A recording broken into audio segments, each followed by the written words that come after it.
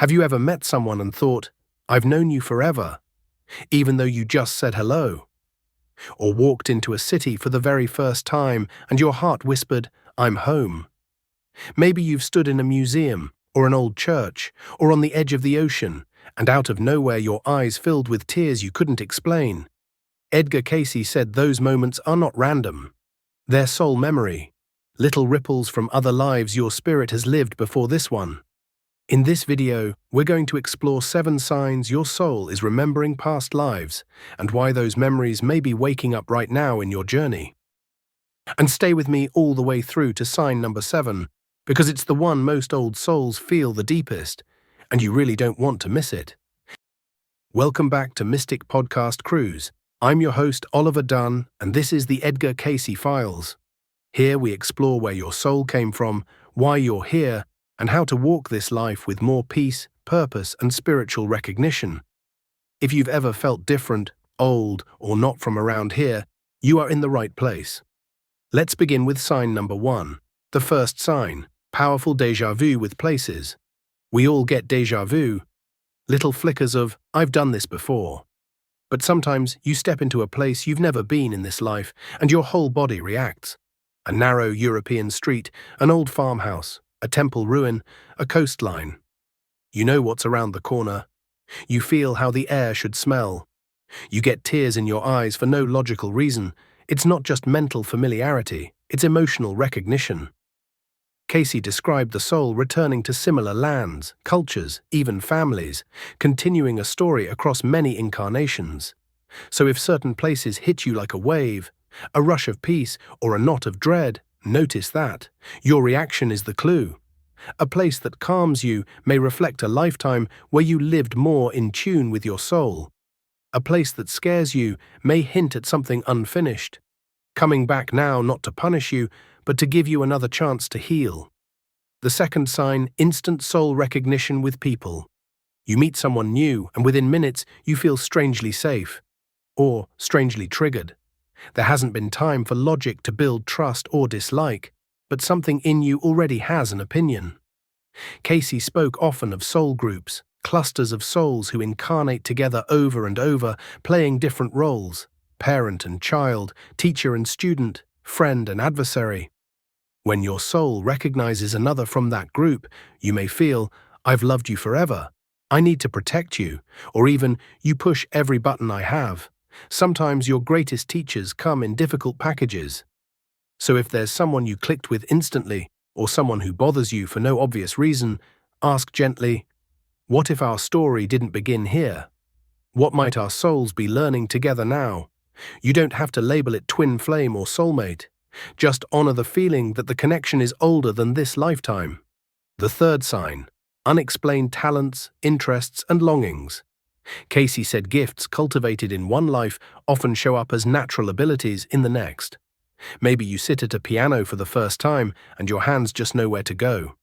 You pick up a paintbrush, a camera, a healing modality, and it feels less like learning and more like remembering. It can also be a pull rather than a skill. A child obsessed with ancient Egypt or Rome. An adult who feels at home in Celtic music, Tibetan chanting, or native flute songs.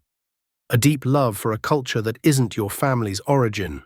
These may be little echoes from lifetimes spent in those lands, those temples, those communities. Ask yourself, what subjects, places, or practices wake something up inside me, even when they make no sense on paper? Those random obsessions might be your soul tapping you on the shoulder, saying, we've been here before, and there's more for us to remember. The fourth sign, dreams or inner images that feel like actual memories. Most dreams are symbolic, working out the day, processing emotion, but some dreams are strangely specific. You're walking through a town you've never seen. You know exactly which door is yours. You know the layout of the house. You know who lives there, and how you feel about them. You might see yourself in another time period, wearing different clothes, using different words, living through a clear story. When you wake, the emotion lingers. Grief, love, shock, a strong sense of home, or a feeling of having just left a real place. Cayce saw dreams as one of the ways the soul reaches through to the conscious mind. Not every vivid dream is a past life, but when a scene repeats or carries a strong emotional charge without any current life cause, it may be touching another chapter. Instead of chasing exact dates and names, gently ask, what is the theme of this dream? Betrayal, loss, service, sacrifice, love? That theme is what your soul is working with now. The fifth sign, unexplained fears, phobias, or emotional triggers. We all have fears rooted in this life, but some of us carry reactions far bigger than our history. A crippling fear of water without any near drowning. Terror of fire, bridges, closed spaces, or crowds with no clear cause. Or emotional triggers. You panic when someone leaves without saying goodbye. You shut down around angry voices. You're deeply affected by injustice or betrayal. It can feel like an older self inside you is suddenly in charge. Cayce described old trauma and guilt carrying forward as tendencies, not as punishment, but as unfinished business asking to be healed. So if you have a fear that feels older than you are, you can try shifting from, what's wrong with me, to what might this be connected to, and how can I bring gentleness, therapy, prayer, and spiritual light into this pattern? Whether the root is this life or another, the healing can happen now. The sixth sign, repeating relationship patterns and life themes. Different faces, same story. You keep attracting emotionally unavailable partners. You always end up as the caretaker or rescuer. You keep having to choose between comfort and integrity. Maybe money is the theme. No matter what you earn, you circle back to the same survival lessons. Or health is the theme. Your body calls you again and again to slow down, listen, and live differently. Cayce saw these patterns as soul curriculum. If a lesson really matters for your growth, you may meet it in more than one life. You are not being picked on. You are being given repeat opportunities to graduate. Ask, what quality is my soul trying to grow here? Courage, self-worth, compassion, trust in God. Every time you choose even one step more love, more truth, more integrity, you're not just changing this life. You're healing a pattern that may be many lifetimes long. And here's the one you've been waiting for, the sign that pulls everything together. The seventh sign, a quiet, persistent sense that you're here on a mission. Not in an ego way. Not, I'm here to be famous. It's a gentle knowing. I'm here to help. I'm here to heal something. I'm here to bring light in some way. You might feel overwhelmed by the world's pain or strangely responsible to do your part, even in small ways. Cayce spoke of souls who incarnate in times of great change because they have unfinished work from other ages of upheaval, Atlantis, ancient Egypt, times of persecution or spiritual rebirth. If you carry a deep ache to make things better, through healing, teaching, art, listening, or quiet acts of service, that may be soul memory too. You don't need a full mission statement. You just need to keep saying, here I am. Use me for the highest good in the small places of my everyday life. If you recognize yourself in many of these signs, what do? Cayce's guidance was simple and strong. The purpose of knowing about past lives is not to feel special. It's to live more lovingly now. So you might 1. Shift your question, not who was I, but what am I being asked to heal or grow? Is it fear, pride, self-worth, trust? Use that insight to guide your choices. 2. Honor your sensitivities. You're not too much. You may simply be carrying a longer memory. Give your nervous system what it needs. Rest, nature, music, prayer. So your intuition becomes a gift, not a burden. 3. Bring compassion to your patterns.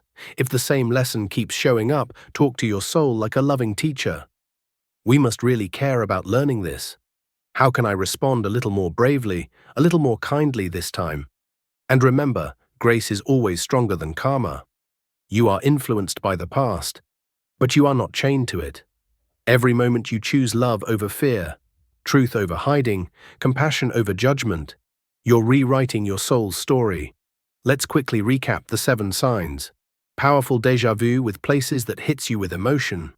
Instant soul recognition with people, loving or challenging, that feels older than this life. unexplained talents and strong pulls towards certain cultures, eras, or spiritual paths. Vivid dreams or inner scenes that feel like real memories and carry strong emotion. Unexplained fears or phobias that seem bigger than your current history. Repeating relationship and life patterns that keep asking you to grow in the same areas. A quiet sense of mission, a knowing that you came here to help, heal, or bring light. If these signs resonate with you, you're not imagining things. You are an ancient soul who has walked many roads, and you are deeply loved in every single one. If this video touched something in your heart, you're exactly who I'm creating the Edgar Cayce files for. You can subscribe, hit the bell, and share this with someone who feels like an old soul, trying to understand why they are the way they are. And if you want to go deeper, I'll link a companion video next. How the soul prepares before birth, where we explore what your soul may have chosen before you came here, and how those choices shape the life you're living right now.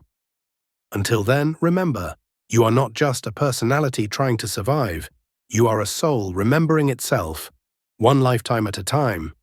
Thank you for being here, and I'll see you in the next chapter of the Edgar Cayce Files.